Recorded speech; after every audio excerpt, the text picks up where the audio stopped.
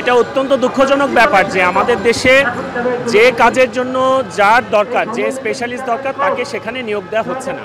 আপনি দেখেন কারিকুলাম নিয়ে কাজ করবে যেটা কিনা কোটি কোটি বাচ্চার জীবনের সাথে সম্পর্কিত, এবং বিশ্ব দরবারে বাংলাদেশের বাচ্চারা প্রতিযোগিতা করার জন্য যে কারিকুলাম, সেটার জন্য অবশ্যই এমন কারো দায়িত্ব নেওয়া দরকার যে যিনি এই বিষয়টার উপর স্পেশালিস্ট।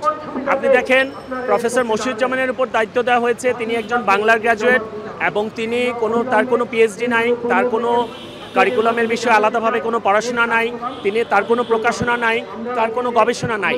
তো এই লোকগুলোকে কেন এই জায়গায় দেওয়া হচ্ছে? আরেকজন দেওয়া হয়েছে তারিক আহসান, ডক্টর তারিক আহসান, তিনি ইনক্লুসিভ এডুকেশনের উপর মালয়েশিয়াতে পিএইচডি করেছেন। আপনার ইনক্লুসিভ এডুকেশন হচ্ছে সবাইকে ইনক্লুড করে যে এডুকেশন, এবং সেখানে অটিস্টিক বাচ্চারা আছে, সেখানে ফিজিক্যালি অ্যান্ড মেন্টালি চ্যালেঞ্জড বেবিরা আছে, সেখানে রাস্তার টোকাই থেকে শুরু করে প্রত্যেকটা বাচ্চা আছে। দ্যাটস ভেরি ফাইন, শুনতে খুব ভালো শোনায়, কিন্তু আপনি কোথায় ইনক্লুসিভ এডুকেশন আনলেন যেখানে ইংলিশ মিডিয়ামের বাচ্চারা এই কারিকুলামের থেকে সম্পূর্ণ বাইরে? তাদেরকে ইনক্লুড করা জরুরি না? অবশ্যই জরুরি। তার মানে হচ্ছে যে আপনার প্রকৃত অর্থে ইনক্লুসিভ এডুকেশন বলতে আপনি ওই যে অটিস্টিক বাচ্চাদের জন্য যে কারিকুলাম, অর্থাৎ প্রতিদিন তাদেরকে অ্যাসেস করা। একটা এলাকায় অল্প কিছু অটিস্টিক শিশু থাকতে পারে, তাদেরকে প্রতিদিন অ্যাসেস করা যেতে পারে, প্রতিদিন তাদের ইমপ্রুভমেন্ট নিয়ে কাজ করা যেতে পারে, তাদেরকে কাগজ কেটে দেখানো যেতে পারে, তাদেরকে অক্ষর শেখানোর জন্য এক একটা জিনিস রেখে রেখে করা যেতে পারে। এটা তো সাধারণ সব বাচ্চার ক্ষেত্রে প্রযোজ্য না। আর বাংলাদেশের ক্লাসরুমে যেখানে 60, 70, 80, 90 জন বাচ্চা একসাথে এক ক্লাসে থাকে, তাদের ডেইলি অ্যাসেসমেন্ট করার মতো ম্যান পাওয়ার, শিক্ষক আপনাদের তো নাই, এবং রেগুলার যে অ্যাসেসমেন্ট করার কথা বলছেন সেটা তো প্রযোজ্য না।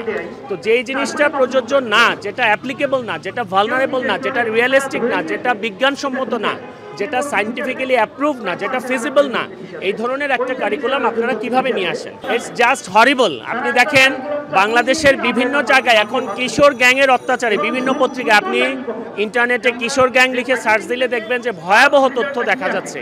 সেই জায়গায় এখন যেই বাচ্চারা পড়াশোনা করছে তারাও কিন্তু আর পড়াশোনা করবে না, কারণ হচ্ছে এখন যে 2 বিষয় ফেল করলো সেও উপরে ক্লাসে উঠে গেল, কলেজে উঠে গেল, আর যে প্রচুর পরিশ্রম করে পড়াশোনা করলো সেও কলেজে উঠলো। তাহলে কি হচ্ছে?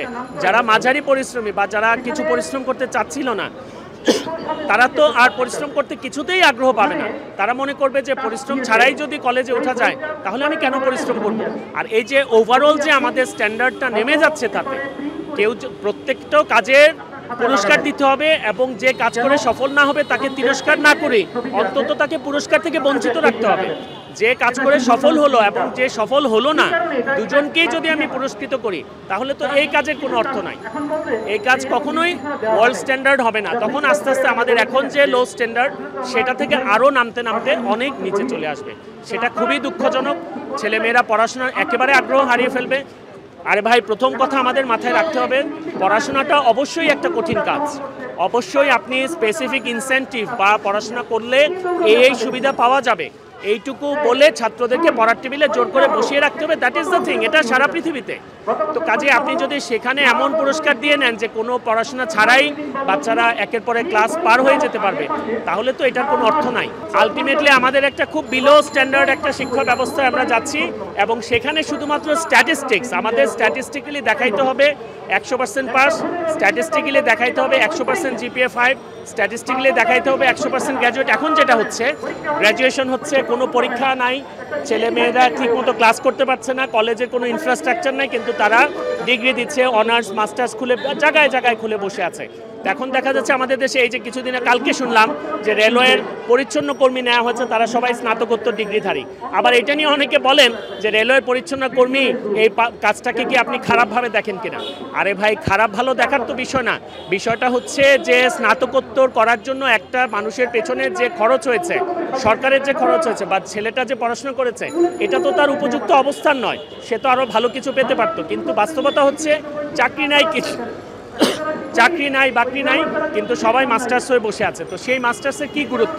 এটা তো বিদেশের কাছে হাস্যকর ব্যাপার হবে। আমাদের দেশে একজন মাস্টার্স পাস ছেলে যখন বিদেশে যাবে, সে কিছু লিখতে পারবে না, কথা বলতে পারবে না, এক্সপ্রেস করতে পারবে না, 2 কলম ইংরেজিতে লিখতে পারবে না, তখন তো পুরো দেশের শিক্ষা ব্যবস্থা সম্পর্কে they will have a very negative idea. সংবাদ, ফিচার ও অনুষ্ঠানের জন্য ভিজিট করুন সংবাদ প্রকাশের ওয়েবসাইট এবং যুক্ত থাকুন ফেসবুক পেজ ও ইউটিউব চ্যানেলের সঙ্গে।